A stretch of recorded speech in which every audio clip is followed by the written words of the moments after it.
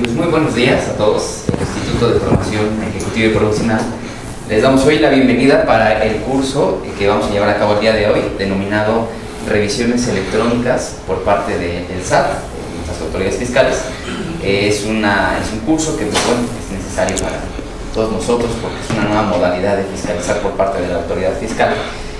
Y pues bueno, para ello tenemos el honor de que participe en la exposición el licenciado en Contaduría y el licenciado en Derecho, Juan Jacobo Meraz Sotelo, quien, como comenté, es licenciado en Contaduría por parte del Colegio Español de México, es licenciado en Derecho por parte de la Facultad de Derecho de la UNAM, es especialista en Derecho Fiscal por parte de la Unidad de Posgrado de la Universidad Nacional Autónoma de México, cursando la maestría en Derecho Fiscal y Administrativo, también en el Centro Universitario de Estudios Jurídicos.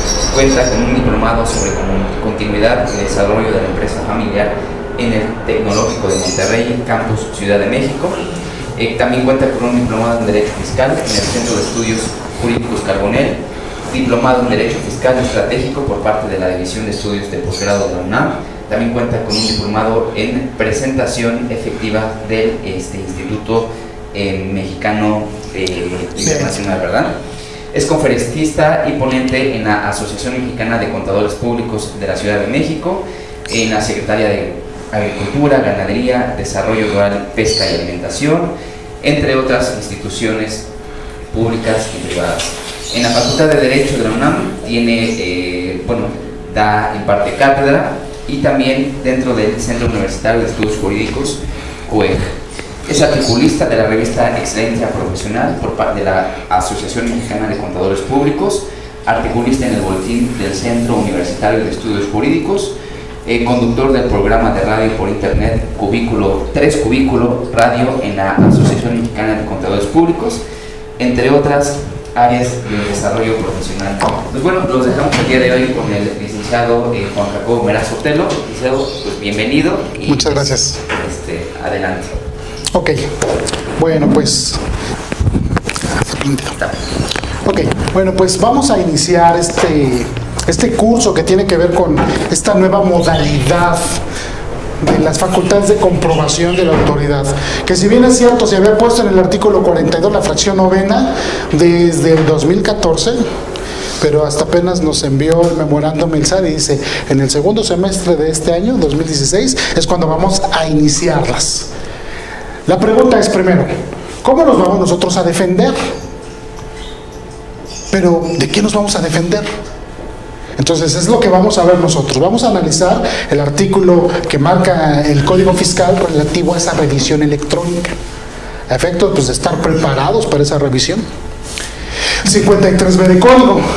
Vamos también a ver medidas preventivas. ¿Qué podemos nosotros hacer contra ese tipo de revisiones?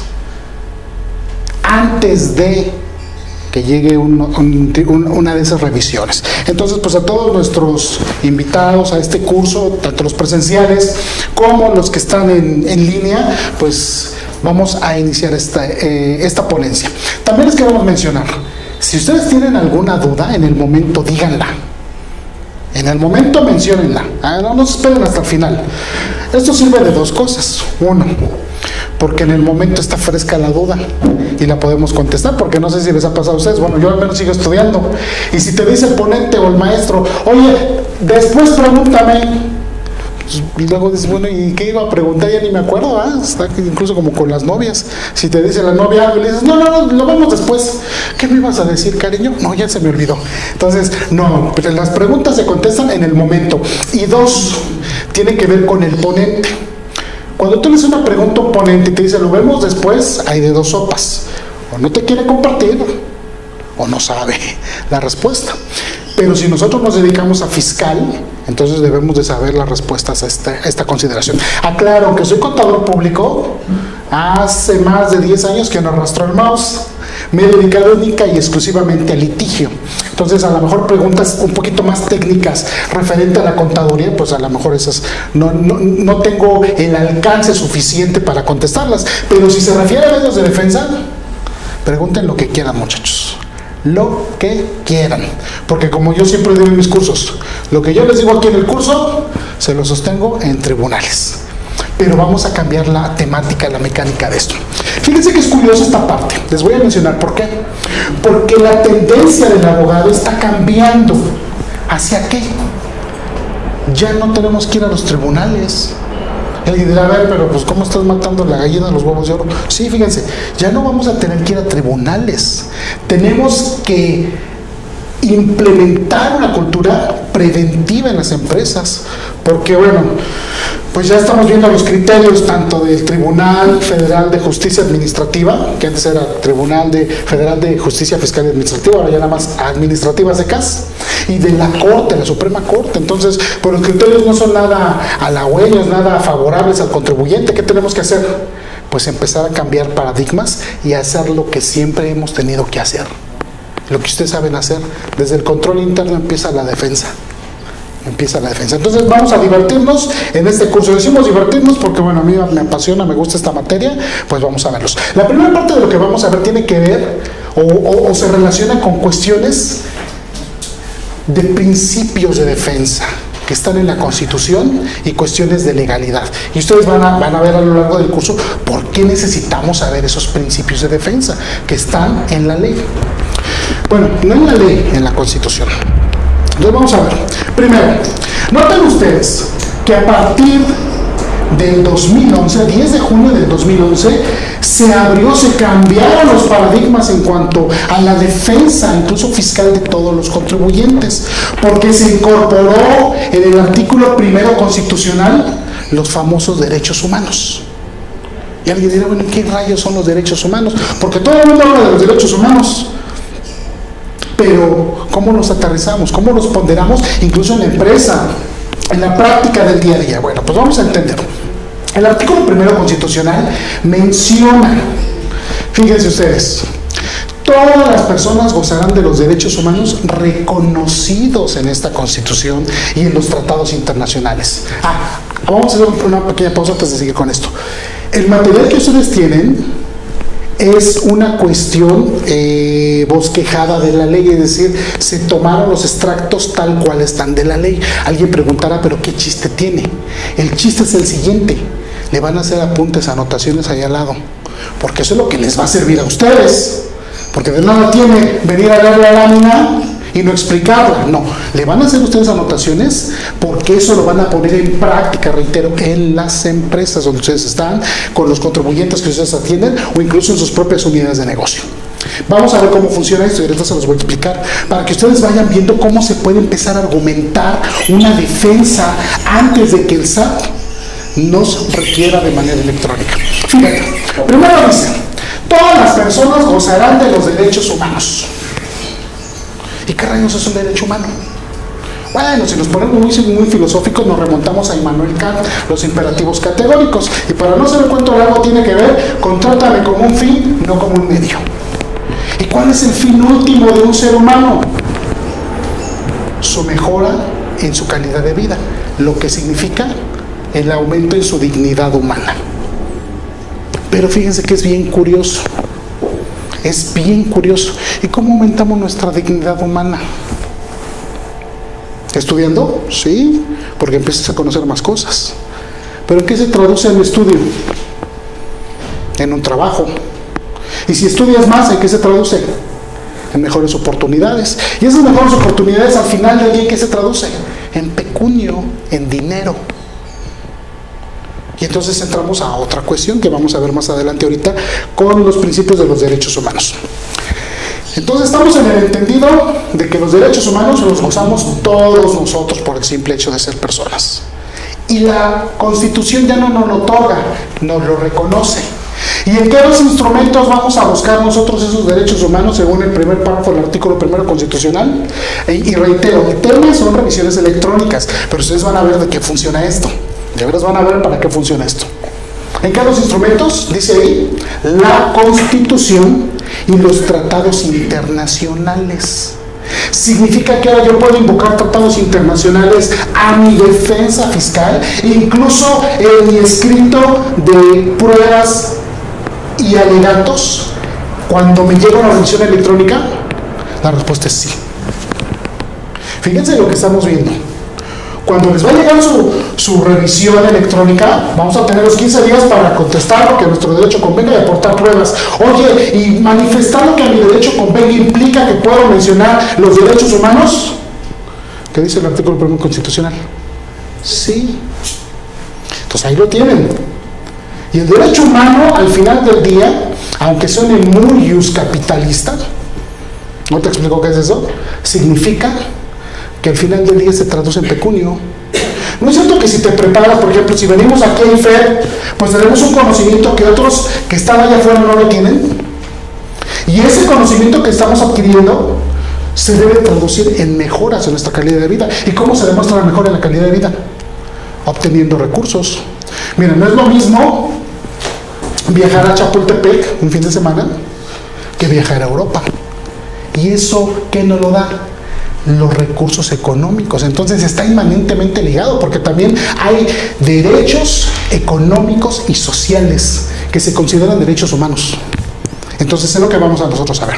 Entonces reiteramos, ya estamos entonces entendiendo que cuando llegue la revisión electrónica podemos argumentar o arguir cuestiones de derechos humanos. Sí, definitivamente sí. ¿Cuáles son y cómo son? Ahí dijimos de dónde emanan, de dos instrumentos: la Constitución y los tratados internacionales. Pero ¿cómo los vamos a ponderar? ¿Cómo se los vamos a desmenuzar y tratar de que los digiera la autoridad? Fíjense, segundo párrafo. Del artículo 1 constitucional, las normas relativas a los derechos humanos se interpretarán de conformidad con esta Constitución y con los tratados internacionales. Pero noten ustedes, ¿de qué forma? De la materia, favoreciendo en todo tiempo, y ahí está el tip. ¿De qué forma? Favoreciendo en todo tiempo a las personas la protección más amplia. Pues la pregunta es, ¿y cuánto sabemos esto? Mira, nos decían ahí en la facultad que los derechos humanos, cuando inició esta reforma, que reitero no tiene mucho porque fue el 10 de junio de 2011, era como cuando el niño descubre la cápsula. A todo le quiere echar cápsula. Las personas, los abogados, los litigantes, a todo le querían poner derechos humanos. Sí, pero ¿cómo? ¿Hasta dónde? ¿Y cuándo? Y sobre todo en materia fiscal, porque amén de que alguien pueda tener la carrera de abogado, puede ser abogado, no es lo mismo que sepa fiscal a que se dedique a otras áreas, ¿eh? Yo, por ejemplo, en mi despacho, yo no litigo nada que no sea fiscal. Oye, mercantil civil, ahí está mi socio. Oye, penal, ahí tengo una asociada. Oye, pero tú eres abogado. Sí, pero yo me dedico exclusivamente a fiscal. Entonces esto ya tiene un tamiz muy, muy particular. Entonces reiteramos, favoreciendo la protección más amplia. ¿Qué significa? Esto se llama principio pro homine. Se escribe así, pro homine.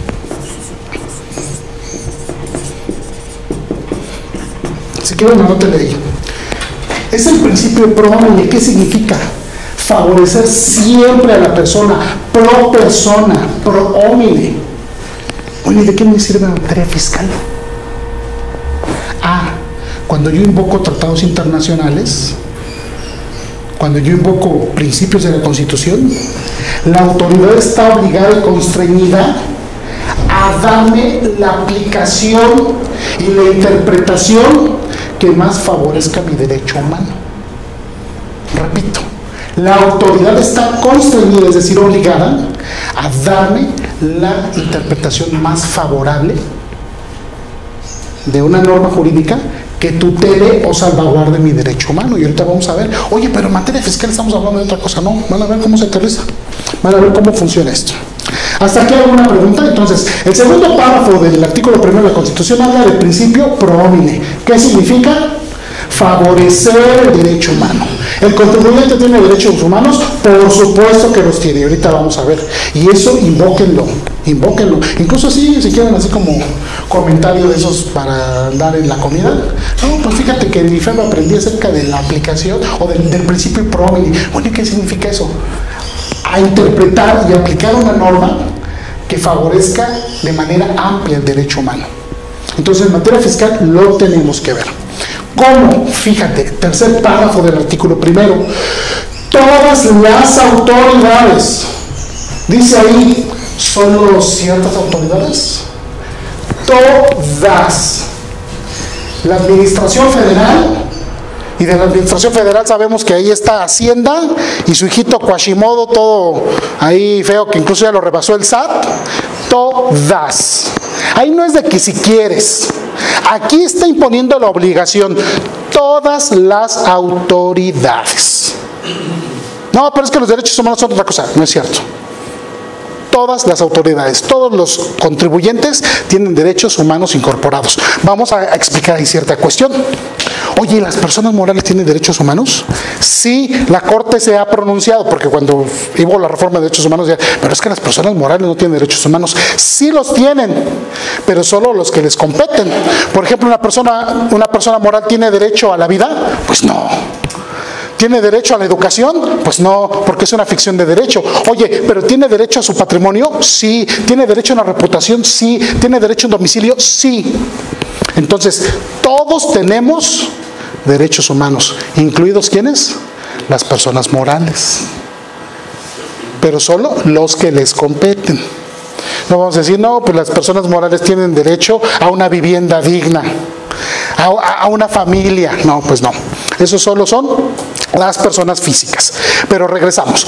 Todas las autoridades en el ámbito de sus competencias, todas las autoridades en el ámbito de sus competencias, noten, tienen que la potestad, el ánimo, si quieren, dice así el texto constitucional. ¿Cómo dice?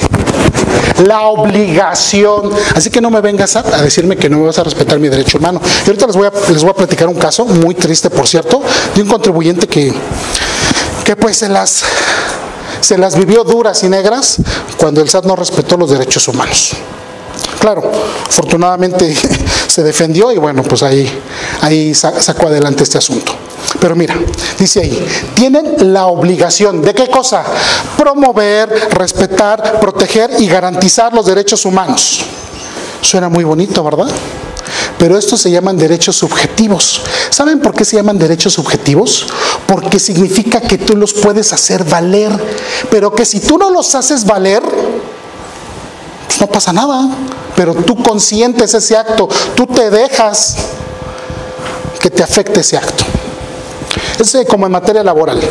Si en materia laboral yo no demando en los términos que marca la ley laboral, que en algunos casos son 3 meses y en algunos otros 1 año, ¿qué pasa? ¿Qué pasa? Ya prescribe, exacto. Prescribe mi derecho, precluye. Oye, pero yo tenía todas las de ganar, sí me trataron bien mal, me despidieron injustificadamente, no me dieron mi salario, no me dieron mis partes proporcionales de mis prestaciones, no me dieron la PTU y si había. Sí, pero ¿qué quieres que haga? Si no te defendiste en tiempo y forma, precluyó tu derecho. Entonces estos son derechos subjetivos. Significa que si tú en una revisión electrónica no los haces valer, pues ¿quién los va a hacer valer por ti? Ya se murió, ¿no? Como decían ahí el chiste. ¿Y ahora quién podrá defendernos? No, pues ya se murió. Si nosotros no lo hacemos, nadie lo va a hacer. Entonces se tiene que hacer desde el principio. Ojo, se tienen que invocar desde el principio cualquier violación a nuestros derechos humanos. ¿Estamos? Ok. Seguimos. Ahora bien, ¿de conformidad con qué? ¿Con qué todas las autoridades, incluido el SAT, debe de respetar, promover, proteger, tutelar los principios de los derechos humanos? Con las cuestiones de universalidad, interdependencia, indivisibilidad y progresividad. Bueno, ¿y qué caramba son esos y cómo nos impacta en materia fiscal? Ahorita se los voy a explicar. Universalidad significa todas las personas, por el hecho de ser personas, tienen derechos humanos, incluidos las personas morales. Hasta las nuevas SAS, las sociedades anónimas simplificadas, ¿tienen derechos humanos? Sí, por el simple hecho de ser persona. Entonces, no me vengas a decir que no tengo mis derechos humanos. Sí los tengo, SAT. Y aquí te los voy a mostrar. Ok, esa es universalidad. Todas las personas, por el simple hecho de ser personas, tienen derechos humanos. Y es universal porque no importa dónde tú estés. Esos derechos humanos son inherentes a ti, nadie te los puede quitar. Ejemplo, si nosotros vamos a otro país y dicen que cometimos un ilícito, nos van a fusilar. ¿Es correcto eso? No, porque tenemos ¿qué? Derecho a la vida, y esos derechos son universales, porque están en tratados, en instrumentos internacionales. Entonces nadie nos los puede quitar. ¿Tenemos derecho a la propiedad? Sí. ¿Tenemos derecho a la presunción de inocencia? Sí. ¿Tenemos derecho a un procedimiento o proceso judicial efectivo? Sí. Sí lo tenemos. No me vengas a decir, SAT, que no. Entonces aquí lo tenemos. Segundo, interdependencia. Significa que los derechos humanos, todos los derechos humanos, la afectación a uno afecta a otros. Están interdependientes, es decir, están relacionados. Unos con otros son una sola unidad. No puedo decir, no, pero a ver, mira, a ver, momento. Yo te embargué tu mercancía, yo soy SAT, o yo te embargué tu cuenta bancaria, o yo te estoy imponiendo una preliquidación. Yo te estoy, después de la preliquidación, si no me satisface, pues te la voy a hacer efectiva y voy a ejecutar el PAE en tratándose de las revisiones electrónicas. Momento. El derecho a la propiedad, el derecho a mi patrimonio es un derecho humano. No lo puedes afectar así como quieras. Pero ojo, si afectas mi derecho humano de mi patrimonio, se afectan todos mis demás derechos, porque eso significa la interdependencia. Los derechos humanos están correlacionados uno con otro. Si tú afectas uno, los afectas a todos. Eso es lo que tenemos que hacer valer. Y ahorita, reitero, ahorita les voy a poner el ejemplo de cómo los derechos humanos se interrelacionan unos con otros. 3, indivisibilidad. Bueno, pues eso es casi con el principio, con el de interdependencia. Es decir, cuando tú estudias los derechos humanos, no los puedes estudiar aislados, los tienes que estudiar todos en conjunto.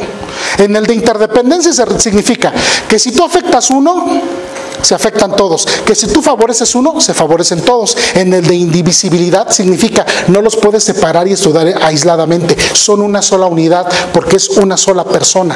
Eso es indivisibilidad. Y el último, progresividad.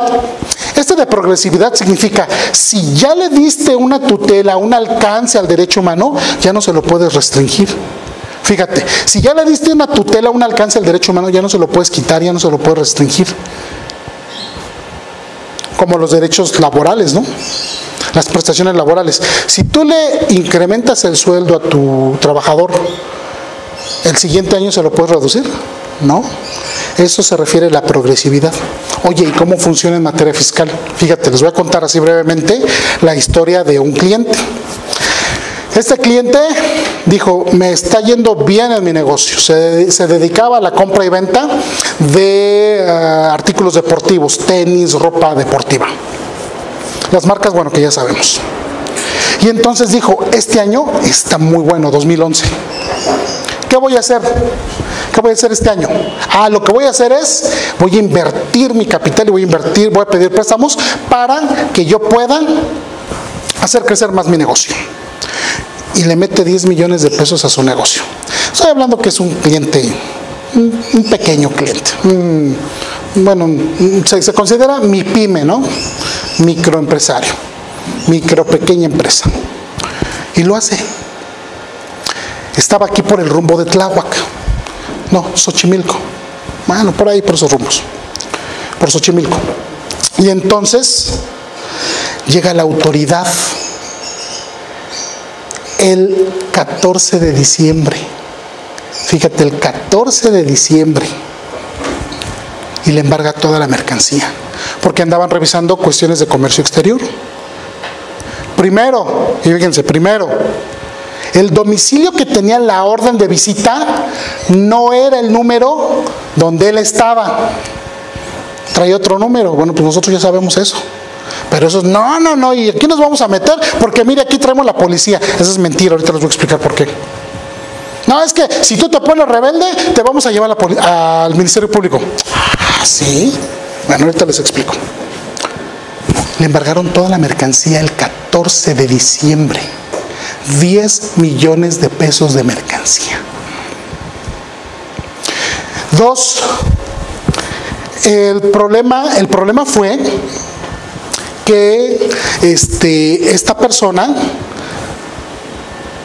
sus comprobantes, sus FDIs, se los dio a la autoridad y de repente no le hicieron caso.